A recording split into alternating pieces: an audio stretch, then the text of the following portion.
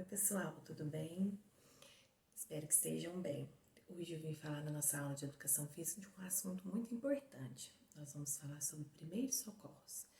Nossa, Dani, mas nós vamos falar de primeiros socorros, é um assunto da área da saúde, né? E são eles que têm que realizar os primeiros socorros. E não é assim não, porque nós não sabemos, né, o que pode acontecer com uma pessoa perto de nós, da nossa família, ou às vezes até mesmo na rua.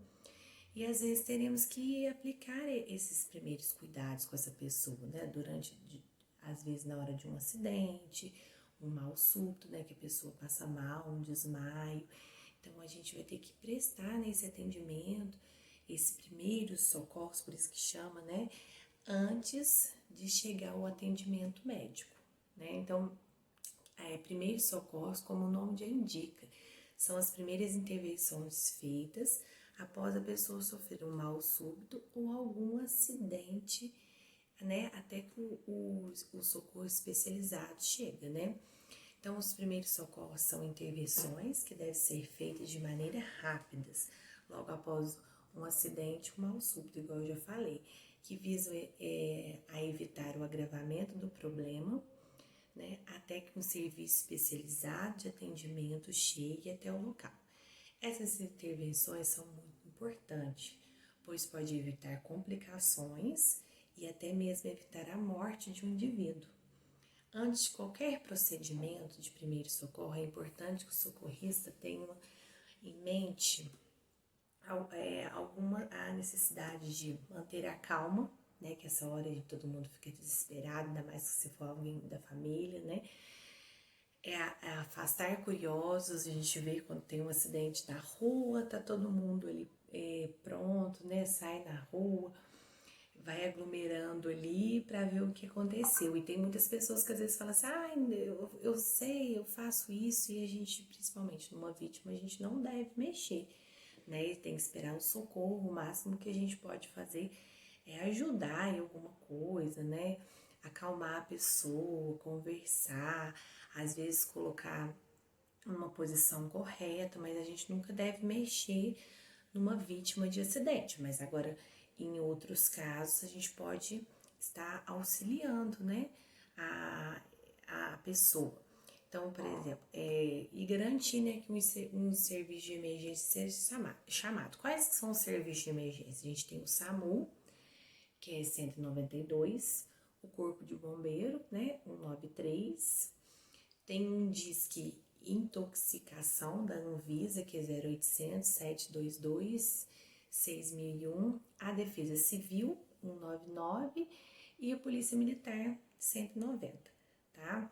Então, é muito importante salientar que algumas pessoas não estão preparadas para realizar os primeiros socorros e, portanto, o ideal é que deixe outra pessoa realizar os procedimentos adequados e auxiliar de outra maneira, como buscando socorro, que às vezes a pessoa fica nervosa e acaba atrapalhando, né? Então, nós temos que deixar quem conhece, né, do assunto, né? Então, omissão de socorro, né? Omissão de socorro é crime, mas não é assim, por exemplo, eu vi uma pessoa na rua e não dei socorro, é um crime. Não. Exemplo, né? Tem uma lei, tem um decreto, né? E isso pode até resultar em detenção ou multa. Então, o que seria essa omissão de socorro? É deixar de prestar assistência, quando possível, fazê-la sem risco pessoal a uma criança abandonada ou extraviada, ou a pessoa inválida ou ferida, ao desamparo ou em grave e eminente perigo, ou não pedir, nesse caso, socorro da autoridade pública. Também no caso, às vezes a pessoa atropela a outra, não dá socorro, né? Nós temos vários tipos, né? Às vezes a pessoa de idade tá na cama, a família não está cuidando, né? E a criança também, né? Então isso tem uma pena, né, de detenção de 6 meses ou multa. A pena é aumentada de metade se da omissão resulta lesão corporal de natureza grave triplicada se isso levou à morte. Né, no caso de um acidente, né, às vezes a pessoa atropelada e morre e a pessoa que estava dirigindo, né, prestou socorro, né, para a vítima. Então, nós vamos falar agora, detalhado assim, por situações. Então, por exemplo, primeiros socorros em casos de queimaduras. Queimadura é uma coisa que é comum de acontecer em casa. Então, queimaduras são situações relativamente comuns no nosso dia a dia, né? Elas são classificadas em queimadura de primeiro grau, a queimadura de segundo grau e a queimadura de terceiro grau. A queimadura de primeiro grau, ela afeta apenas a epiderme, a camada mais externa da pele, né? Já de segundo grau, afeta a derme e epiderme, enquanto a de terceiro grau, já ela atinge já um tecido, né, abaixo da pele. Então, o que vocês acham que a gente tem que fazer em caso de queimadura, né? Então, o primeiro caso, né, retirar a pessoa da região próxima à fonte de calor. Feito isso, deve-se avaliar a lesão. Se o dano for leve, recomenda-se lavar o local com água corrente ou colocar compressas de soro fisiológico para reduzir a temperatura do local, caso apareçam bolhas. E essas bolhas também nunca podem ser furadas. Então, você queimou uma coisa que às vezes é comum a gente queimar na cozinha, lavar ou colocar numa compressa com soro fisiológico, né? Se ao avaliar a lesão você percebe que o dano é grave, é fundamental procurar uma ajuda médica imediatamente, né? Outro ponto importante é nunca passar nenhuma substância caseira, nem mesmo medicamentos, sem que seja recomendado por um médico, porque às vezes ela é mais grave. Muitas pessoas, vou passar isso, eu tenho isso aqui na horta, ou não sei se vocês já ouviram falar, às vezes os pais de vocês já ouviram que quando queimava, muita gente passava pasta de dente. Então, é uma coisa que não é certa, né? Então, se a lesão for mais grave, tem que procurar um médico, né? Para ver o que tipo de pomada que ele vai passar, ou um remédio também para tirar a dor, porque é uma coisa que incomoda muito, né? Agora nós vamos falar sobre os primeiros socorros em caso de intoxicações. Então, o que leva a pessoas? Intoxicações ocorrem em consequência de a ingestão, a inalação ou contato com a pele de determinada substância. Então, a pessoa pode ter comido, inalado, né, o cheiro de alguma coisa ou encostou, né, com certas substâncias. Pode ser plantas tóxicas, alimentos contaminados, produtos de limpezas, remédios, sodas, inseticidas e formicidas. São exemplos de produtos que podem causar intoxicações. As intoxicações podem ser identificadas por causa, por exemplo, de irritação nos olhos, garganta e nariz, salivação abundante, vômito, diarreia, convulsões, queda de temperatura, asfixia, tontura e sonolência, né? Então, se a pessoa inalou ou teve a ingestão, né, de algum alimento, alguma coisa, ou teve contato com a pele, aí vão, né, ter essas reações do organismo. Em caso de intoxicações, o recomendado é identificar o causador da intoxicação e solicitar atendimento especializado. A pessoa, neste momento, deve ser deixada imóvel e, caso a intoxicação seja por produtos derivados de petróleo e corrosivos, como solda cáustica, alvejantes, tira-ferrugem, amônia, gasolina, querosene e benzina, não se pode provocar vômito. Então, se for essas substâncias, ela não pode ter vômito, né? Se ela tiver contato com essas substâncias. Então, no caso, né, é ver primeiro, né, saber o que tá levando essa intoxicação, o que ela teve contato, o que ela comeu, o que ela tocou, para depois procurar uma ajuda médica para ver o que vai poder tomar para tirar essa intoxicação, né? Agora, primeiros socorros em casos de picada de serpente peçonhenta. Essa semana até nós tivemos um caso, na semana passada em Lavras, de uma criança, né, que foi picada por uma cobra e não tinha o soro aqui em Lavras. Aí teve que levar essa criança para outra cidade para tomar esse soro, mas acho que graças a Deus ela passa bem. Tem algumas serpentes que são capazes de injetar toxinas que podem causar grandes danos ao organismo e até mesmo a morte, né? Que a gente sabe que tem muitas serpentes venenosas. Sendo assim, em caso de acidente com serpentes, é importante realizar alguns procedimentos rapidamente. Os primeiros socorros consistem em lavar a área da picada com água e sabão, colocar o acidentado em posição confortável, de preferência deitar, deixando a vítima deitada com a área afetada em um nível abaixo do coração e levar a vítima ao atendimento mais rápido. Então, a gente lavar com água e sabão, deixar ela deitada e deixar onde for picado abaixo do coração, né?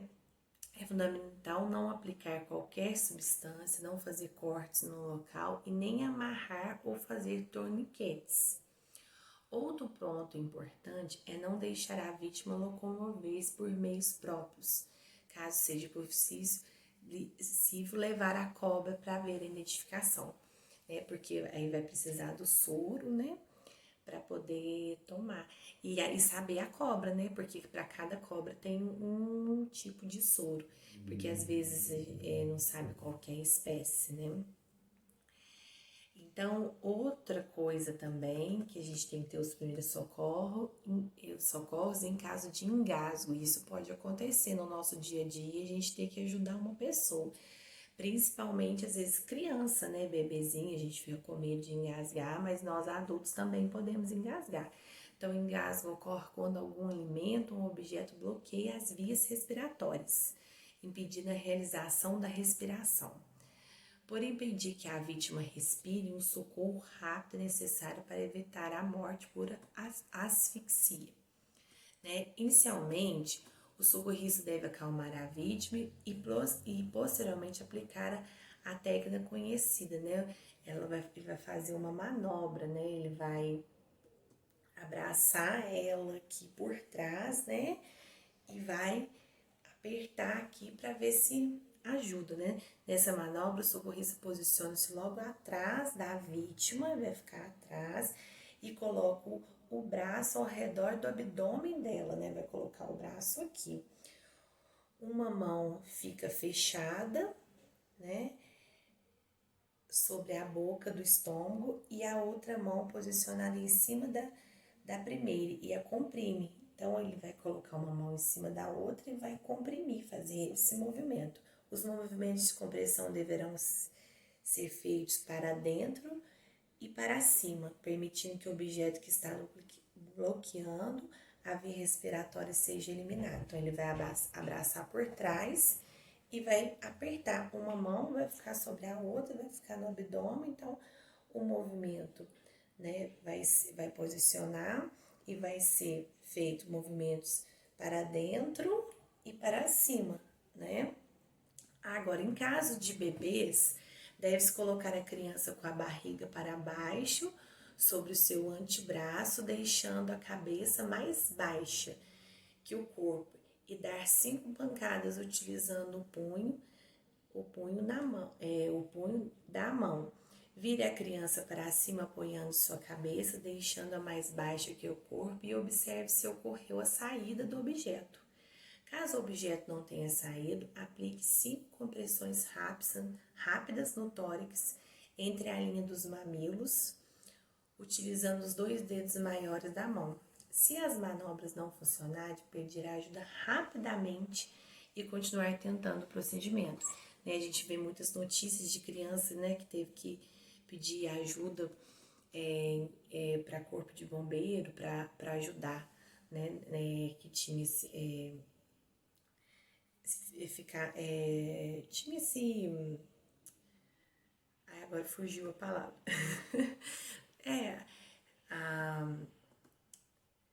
Tinha, né, as vias respiratórias tinham ficado bloqueadas, né? Então, foi um engasgo e aí precisou, né? Às vezes a mãe não conseguiu ou ficou na hora nervosa, não consegue fazer a manobra, né? Não consegue fazer o procedimento e tem que chamar o corpo de bombeiro.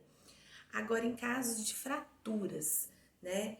Dizemos que ocorreu uma fratura quando o osso perde sua continuidade. A fratura pode ser exposta, quando a pele é rompida e pode-se ver o osso, e fechada, quando a pele não se rompe. Em ambos os casos, é fundamental a ajuda médica profissional para que a recuperação do osso seja feita de maneira adequada. Isso é uma coisa que a gente vê muito comum, né? Muitas fraturas, braço, perna, né? Então a gente tem que, primeiramente, o socorrista deve mobilizar a região acometida para evitar a movimentação dos fragmentos dos ossos lesionados, porque senão você pode quebrar em outros lugares. Então, se a pessoa não souber imobilizar, às vezes igual na escola, quando acontece algum acidente, a primeira coisa que nós fazemos é às vezes apoiar o braço, né, com uma atadura, com uma faixa, ou às vezes colocar uma talinha, né, para ajudar até ir ao hospital, né? E quando a fratura exposta, a gente tampa para a pessoa não ficar assustada, né, com aquela fratura, mas às vezes dá um apoio que só de segurar o braço já até melhora um pouco a dor, né, se estabiliza, né. Não se deve colocar o osso no local, pois isso pode agravar o quadro, né? Caso isso seja feito, tem que ser feito de maneira adequada. Em caso de fraturas expostas, é necessário tentar controlar, caso isso esteja presente, a hemorragia em um pano limpo que deve ser colocado sobre o local e pressionado, né? Lembre-se que fratura em costas e pescoço necessita de mais atenção e a movimentação só deve ser feita por profissionais. Então, às vezes, quando, né, a pessoa tem, às vezes, acidente, a gente vê muito de moto, tem que ficar deitadinho, quietinho, que eles vão chegar a imobilizar. Agora, quando a pessoa quebra um braço, quebra um dedo, né, o ideal é a gente não mexer, deixar quietinho para poder levar, né? Então, são casos diferentes, mas o ideal é que a gente não mexa para não quebrar em outros lugares, né? E a gente também tem fraturas, entorses e luxações, né? São três coisas diferentes. A fratura, né, pode ser exposta, ela pode ser interna. Então, isso tudo tem que ser avaliado por um médico, né? Agora, nós vamos falar dos primeiros socorros em caso de desmaio, né? O desmaio caracteriza como uma perda transitória de consciência, diferentemente do que muitos pensam, geralmente não é uma situação que é considerada uma ameaça à vida. O desmaio pode ser causado por diferentes causas, como por exemplo a hipoglicemia, né? A pessoa não comeu, cansaço, fortes emoções, calor intenso, dores e mudanças súbitas de posição.